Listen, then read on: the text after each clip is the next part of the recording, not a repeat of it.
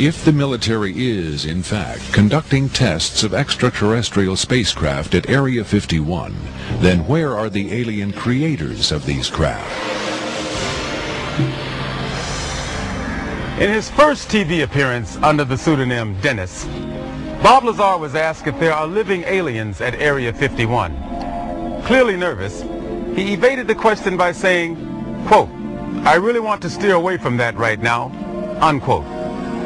In subsequent interviews, however, he admitted catching a glimpse of two scientists talking to a strange short figure with long arms.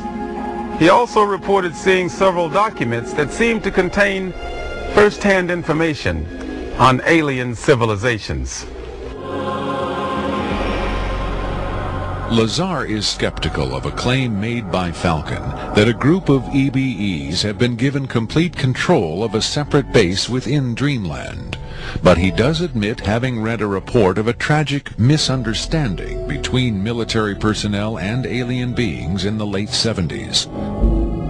Lazar states that it had to do with bullets the MPs were carrying, and that the bullets might explode, possibly due to a field the aliens had generated in that area. This encounter supposedly resulted in the deaths of all the humans involved by head wounds. But if there was ever a large-scale alien presence at Area 51, Lazar saw no evidence of it during his work at S4 in the late 80s. Is it possible that the deadly misunderstanding of 10 years earlier brought human-alien cooperation to an end? In his September 21, 1987 speech to the UN General Assembly, President Reagan himself did little to dispel the notion that this deadly misunderstanding brought human-alien cooperation to an end. In our obsession with antagonisms of the moment, we often forget how much unites all the members of humanity. Perhaps we need some outside universal threat to make us recognize this common bond. I occasionally think how quickly our differences worldwide would vanish if we were facing an alien threat from outside this world. Are the inconsistencies between various tales coming out of Area 51 evidence that these stories are lies? Or are the discrepancies the result of an intentional campaign of disinformation designed to discredit any elements of truth that may be reaching the public? If so, how does Victor fit into the jigsaw puzzle of questionable witnesses to the alien presence at Area 51? Is he a hoaxer, a government dupe, or a frightened whistleblower with the hard evidence to back up his story? I made it very clear to Victor that his credibility was the entire issue here, and that everybody's going to think this is a hoax, and that how are they going to possibly verify this? What he said was, you can do anything you want in terms of verify it. Any type of due diligence, he will answer whatever questions put forward. We could do whatever type of checking. We could bring in experts. We could have the tape tested. We could, in fact, he encouraged all of these aspects. He just did not want his face and his real name revealed. At Coleman's insistence, Victor agreed reluctantly to appear on camera, but only in disguise, in shadow, and with his voice electronically altered.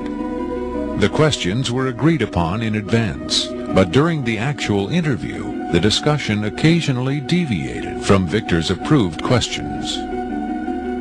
What is your occupation at Area 51? I won't answer that. I have had reason to be present at Area 51, but I'm not going to clarify whether or not I was there as an employee. Are you saying you were there as a visitor? I'm not going to specify why or in what capacity I was there, only that I was there. Can you tell us how many times you were there? When I agreed to this, my fundamental ground rule was that I would not be asked to divulge personal data that might help pinpoint my identity. If you continue to ask questions that are out of bounds, I won't hesitate to terminate this interview. Are you saying that the number of times you were present at Area 51 is enough to pinpoint your identity? Any specifics will narrow the field of suspects. Of course, I could lie. Let's say I've been there 47 times, or anyway more than once. Let's turn to the tape itself. The copy you've supplied is not the original tape. No, Was the original at Area 51 when you copied it? that's out of bounds. Is it fair to assume that the copying of tapes at Area 51 is heavily restricted? You can assume anything you like. I would say that's a fair assumption. That's obvious. I will say that this tape was copied under special circumstances. Otherwise, copying it would have been impossible. Can you be more specific? More specific? Okay, I'm sure they've figured this much out already. Recently, there was a wholesale transfer of video documentation from analog tape to digital disk storage. In a couple of instances, this allowed data to leak from a highest security system to a less high security system. Even so, this particular tape was the only... I think that's about all I'll say about that. Was there something about this particular clip that made it more accessible to be copied? Not necessarily, no. Was there something about the content that caused them to file it differently or give it special handling? This interview was terminated. The interview resumed only after a discussion of the ground rules. Have you personally seen the alien being that appears in the tape? Yes, I have. But I stress I was not necessarily present at the interview session that appears on the tape. I'm not going to be specific. I may have encountered the being at another time. What can you tell us about the alien interview we're about to see? This one is rather recent, very late in the series. The interview process has been ongoing since the being arrived, which was in 1989. Approximately twice a month, they sit it down for a session that generally lasts from 3 to 5 hours. If they try to go longer than that, or if they schedule the sessions more frequently, the being becomes unresponsive. There's a fair amount of infighting among the scientists from different disciplines to get their questions asked. What has the alien revealed? Various minor technical details of the saucers. The physicists and engineers are frankly frustrated. They feel the being is withholding information. Possibly concepts are getting lost because all the information has to come through a telepath. But also it may be that the bulk of their scientific knowledge is just too advanced to be translated into our primitive conceptual framework.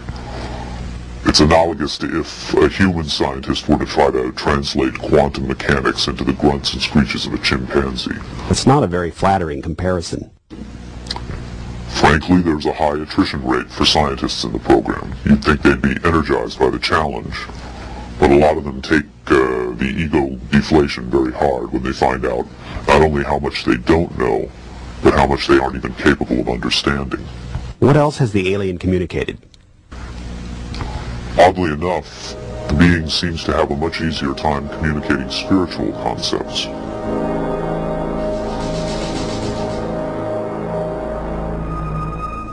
The human body is a vehicle, a vessel. The vessel must be maintained to serve the spirit with maximum efficiency. But a broken vessel can be replaced. The human spirit, or the soul, can have many vessels. Is the process natural or technological? Both are one. Technology is a natural excrescence of humanity. Technology is a process the vessel uses to perfect itself. So this transference of the soul from vessel to vessel, did your kind create the mechanics of it, or is it a natural... Did it predate the intellectual creation? Before understanding must come acceptance.